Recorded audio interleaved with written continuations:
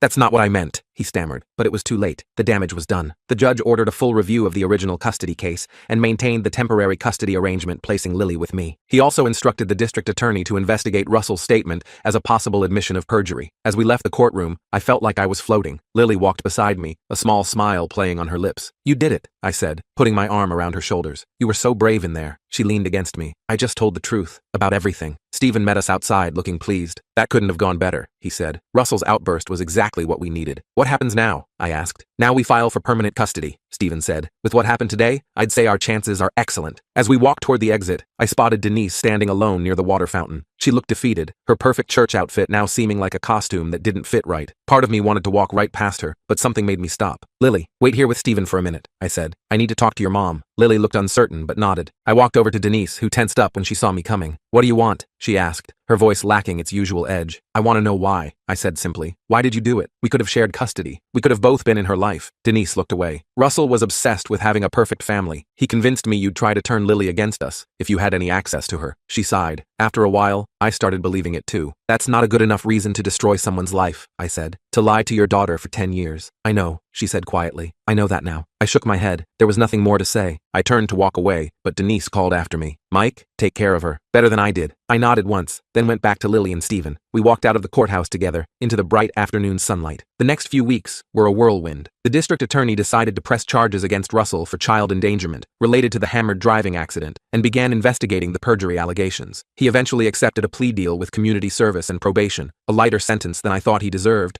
but one that acknowledged his wrongdoing. Denise filed for divorce, finally seeing Russell for what he was. She didn't contest my petition for permanent custody of Lily, which surprised me. Lily settled into life with me more each day. We painted her room the soft green color she'd picked out. She started online classes to finish the school year, and was doing well. Emma came to visit one weekend, the two girls staying up late giggling and talking like normal teenagers. It was music to my ears. One evening, about a month after the hearing, Lily and I were making dinner together. She was chopping vegetables while I worked on the sauce, moving around each other in the small kitchen like we'd been doing it for years instead of weeks. Dad, she said, not looking up from the cutting board. Can I ask you something? Anything, I said, stirring the sauce. Are you mad at Mom for what she did? I paused, thinking about it. I was, for a long time, but now, I'm just sad about all the time we lost. Lily nodded, still focused on her chopping. She called me yesterday. This surprised me. Oh? What did she say? She apologized for lying to me about you, for staying with Russell even when she knew he was hurting me. Lily set down the knife and looked at me. She was crying. How do you feel about that? I asked carefully. Lily shrugged. I don't know. Part of me is still really angry, but another part wants to forgive her, I suggested. Maybe, eventually. She picked up the knife and resumed chopping. Is that okay? Of course it is, I said. She's still your mom, and people make mistakes, even really big ones. Like Russell? I shook my head. What Russell did wasn't a mistake. It was deliberate cruelty. There's a difference. Lily seemed to accept this. We finished making dinner and ate at the small table, talking about normal things, her classes, my work, a movie we wanted to see that weekend. After dinner, we cleaned up together, then settled on the couch to watch TV. As some sitcom played in the background, Lily leaned her head against my shoulder. I'm glad I found your letters, she said, for probably the 100th time since she'd come to live with me. Me too, kiddo, I replied, putting my arm around her. Me too. 2 months later, the judge made his final ruling. I was granted permanent custody of Lily. Denise was given visitation rights, which Lily decided she wanted to try, starting with supervised visits. Russell pled guilty to child endangerment and driving under the influence, receiving a suspended sentence and probation. The abuse investigation was ongoing, but with Lily safe with me, it wasn't our primary concern anymore. We celebrated the custody decision with a small party, just me, Lily, Emma, and her mom, and a few of my friends from work, who had been supportive throughout the whole ordeal. I ordered pizza and bought a cake that said, "Finally home" on it, which made Lily roll her eyes, but I caught her taking a picture of it when she thought I wasn't looking. Later that night, after everyone had gone home and Lily was in her room texting with Emma, I sat on the balcony looking at the stars. My phone buzzed with a text from Stephen. Congratulations again, you did it. But I knew the truth. I hadn't done it. Lily had. Her courage in finding those letters, in putting me as her emergency contact, in telling the truth about Russell, that's what had changed everything. My phone buzzed again with another text, this time from Lily, even though she was just in the other room. Thanks for not giving up on me. I smiled and texted back. Never did, never will. A week later, Lily and I drove back to our old hometown. She wanted to get the rest of her things from Denise's house, and I'd promised to take her. It was strange being back, driving past familiar landmarks that now seemed to belong to another life. Denise's house, the house that used to be mine too, looked smaller than I remembered. The front yard was overgrown, the flower beds I used to maintain now full of weeds. Denise met us at the door, looking tired but sober. Russell was long gone, moved out after the divorce filing. Lily's room is upstairs, she told me awkwardly. Same as always, I nodded. thanks. Lily went up to pack her things while Denise and I stood in uncomfortable silence in the living room. The house was quiet without Russell's domineering presence. I'm sorry, Denise said suddenly, for everything, for lying in court, for keeping her from you, for staying with him even when I knew. She trailed off, tears in her eyes. I didn't say it was okay, because it wasn't, but I nodded, acknowledging her apology. What about Tyler? I asked, remembering Lily's half-brother. He's with my mother today, Denise said. He asks about Lily a lot, misses her. She could visit him sometimes, I offered, if you want. Denise looked surprised, then grateful. I'd like that. He would too. When Lily came down with her bags, the three of us stood there awkwardly for a moment. Then Denise hugged Lily, a quick, uncertain embrace that Lily returned stiffly. I'll call you about visiting Tyler, Denise said as we were leaving. Lily nodded. Okay. In the car, Lily was quiet, looking out the window at the neighborhood where she'd grown up. I didn't push her to talk, letting her process everything in her own time. Finally, as we hit the highway heading home, she spoke. It feels weird, leaving. I know, I said. It's okay to have mixed feelings. She nodded. I'm glad we're going home though. Our home. Me too, I said, feeling a warmth spread through my chest at her words. 6 months later, life had settled into a new normal. Lily started at her new high school and was doing well. She'd made a few friends and joined the photography club. She visited Denise and Tyler once a month, short visits that were slowly getting less awkward. Russell was out of the picture entirely, serving time for violating his probation. One evening, I came home from work to find Lily at the dining table, surrounded by papers and photos. What's all this? I asked, setting down my laptop bag. I'm making a timeline, she explained, for my photography project. It's about memory and perspective. I looked closer and saw she was arranging photographs chronologically. Baby pictures, toddler years, elementary school. There was a big gap, and then recent photos from the last 6 months with me. I like it, I said. But what's with the gap? Lily smiled. That's the point, the missing years. But look, she pointed to the edge of the table where she'd placed the letters I'd sent over the years, along with the few photographs she'd managed to save at Emma's house. They're not really missing, just hidden for a while. I felt a lump in my throat. That's